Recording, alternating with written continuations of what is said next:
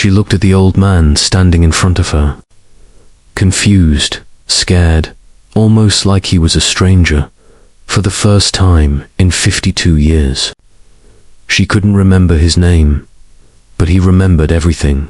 The first smile, the first dance, the promise he made at the altar in sickness and in health. And now, it was time to prove it. Asterisk, the world didn't end with a storm. It didn't collapse in a single moment. It happened slowly, silently, like paper burning from the edges. Her name was Eleanor Hayes. His name was James Hayes. For 52 years, they had lived inside the same stories, the same rooms, the same laughter. Their lives were stitched together like 2 pages of the same book.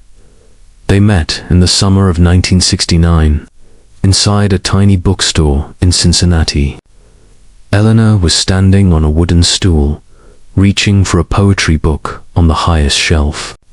The stool shook. James, a shy young man in a blue work jacket, rushed forward and caught her before she fell. She laughed. He panicked. She teased him. He blushed, and just like that, a lifetime began. They married young, moved into a little yellow house on Maple Street, raised 2 children, shared burnt dinners, old cars, sleepless nights, and dreams they never admitted out loud. They fought, forgave, tried again, and held hands even when no one was watching. Life wasn't perfect, but it was theirs. And then, one ordinary morning, something changed. They were standing in the kitchen. James was making coffee. Eleanor was staring at a jar of sugar, like she didn't know what it was. When he called her name, she turned slowly, her eyes blank and unfocused. "Do we have an appointment today?" she asked. "We went yesterday," he reminded her gently. She frowned.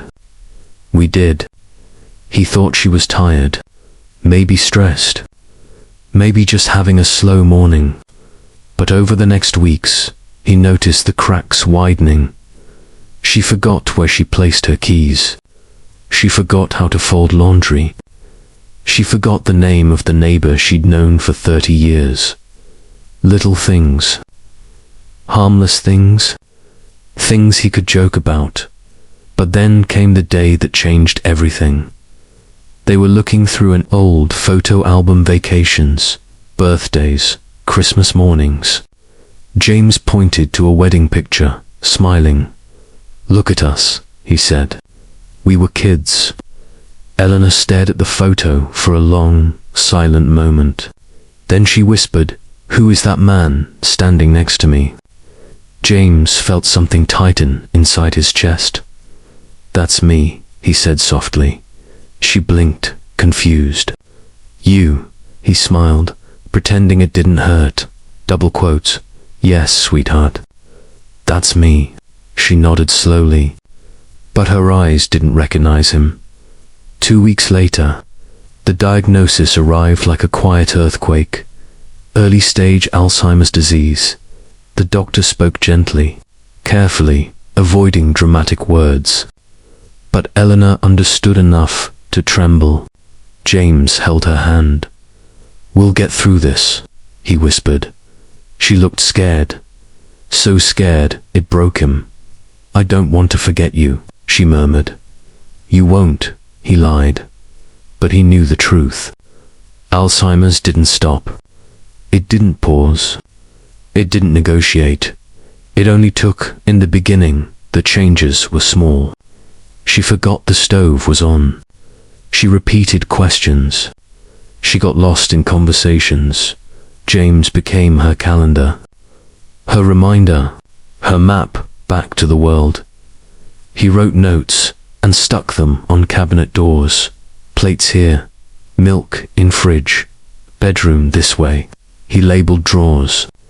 He set alarms. He learned patience like it was a new language. But the hardest part wasn't the forgetting. It was the fear. Sometimes she would look around their own house like she'd been dropped into a stranger's home. Sometimes she would wake up at night, confused and trembling, asking, "Where am I?" He would hold her, stroke her hair, whisper, "You're home. You're safe. I'm here." Some days she remembered his jokes. Some days she remembered their song. Some days she remembered how to say, "I love you." But other days, she didn't remember him at all. One afternoon, she walked into the living room, saw James, and froze as if seeing a stranger. Her voice shook. "I'm sorry. Do I know you?" The sentence sliced through him like glass. He wanted to cry, to scream, to break into pieces, but he didn't. He steadied himself, smiled gently, and said, "Not yet, but I know you." From that day forward, every morning began the same way.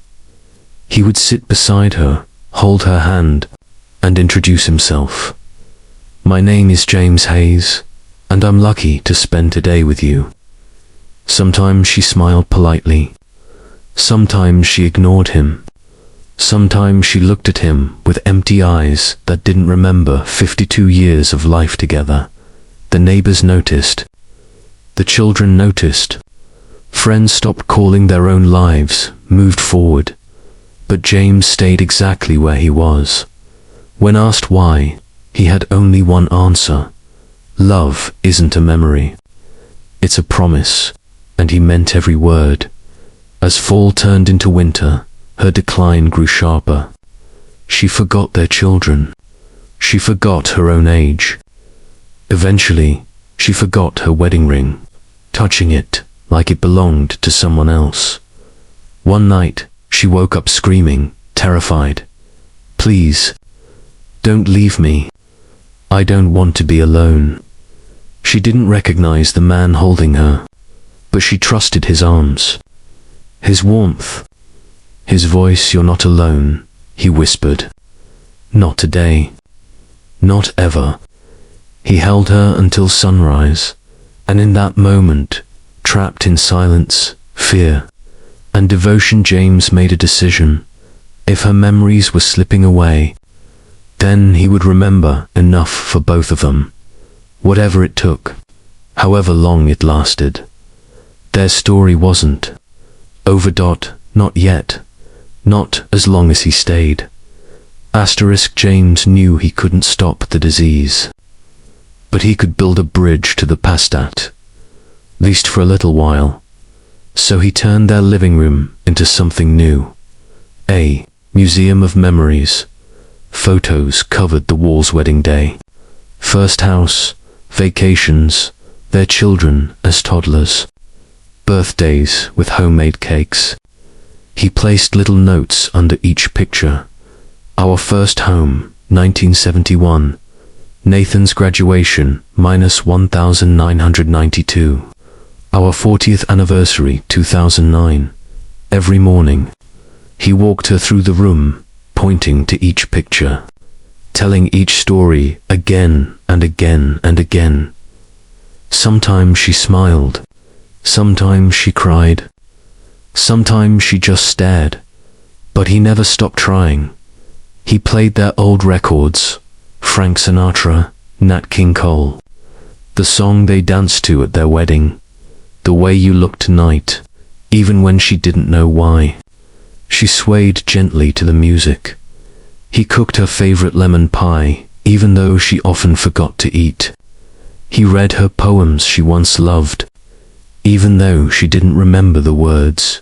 He wasn't trying to fix her memory. He was trying to keep her heart connected to something, anything that felt like home. But Alzheimer's was ruthless. One afternoon, she wandered outside, confused, barefoot, searching for her childhood home. The police found her 2 streets away, shivering, whispering, "I need to go back. My mother's waiting." Her mother had been dead for 30 years. That night, after she fell asleep, James sat alone at the kitchen table, his hands shaking. For the first time, he allowed himself to cry. Not loud, not dramatic, just quiet tears dripping onto the worn wooden surface.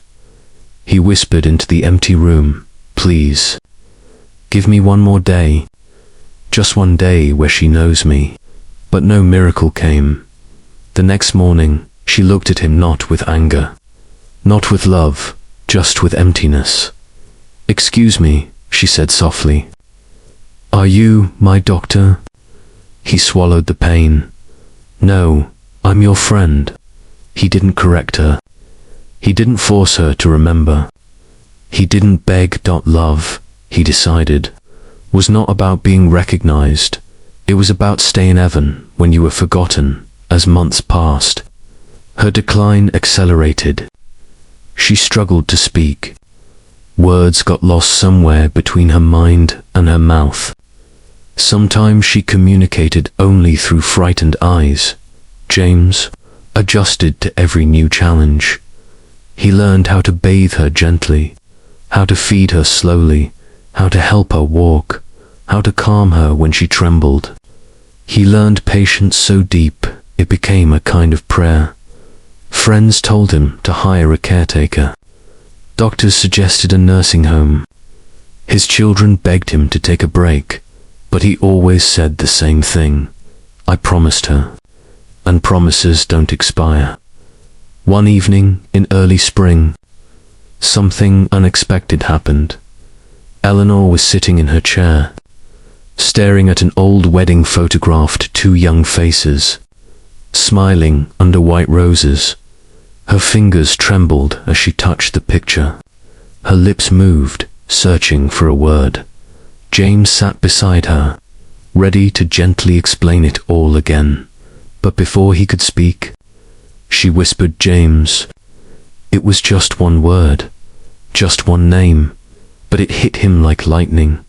His breath caught, his eyes filled with tears. She remembered. Not everything. Not their children. Not the years. Not the promises. But she remembered him. For the first time in months. She knew who he was. Slowly, she reached for his hand.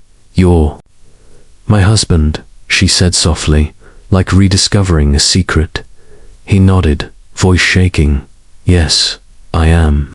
A tiny, fragile smile tugged at her lips. "I'm glad you stayed."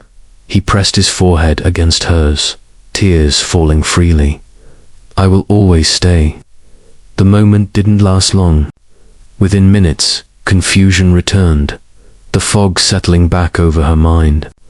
Her eyes drifted away, uncertain again. But the miracle had happened. For one brief, shining moment, she had found him inside the darkness, and he held on to that moment like gold. Weeks later, her speech faded completely. She could no longer walk. Eventually, she stopped responding altogether. The doctors called it the final stage, but James stayed. Every morning, he brushed her hair. Every afternoon, he played their song. Every evening, he kissed her forehead. And every night, he whispered the same words. "I remember enough for both of us." One quiet winter morning, Eleanor took her final breath, peacefully, softly, with his hand in hers. The world didn't collapse. It just went still. At her funeral, people spoke of her kindness, her laughter, her beauty. But when it was James's turn, he said only one sentence: "She forgot my name." But she never forgot how to be loved. After she was gone, he continued his morning ritual. He still sat in her chair, still played their song, still whispered goodnight, because devotion doesn't end when a heartbeat stops. Real love is not a memory, it's a choice we make every day, even when no one remembers it, even when we're the only one left holding it. In the silence of that little yellow house, One truth remained. She forgot his name, but he never forgot their love, and that was enough. Asterisk, as her illness progressed, the memories faded again. Eventually, she stopped speaking altogether, but James never stopped showing up. Every morning, he sat beside her bed. Every evening, he kissed her forehead. Every night, he whispered the same words. I love you. And I remember enough for both of us. Because real love isn't about being remembered. It's about never forgetting.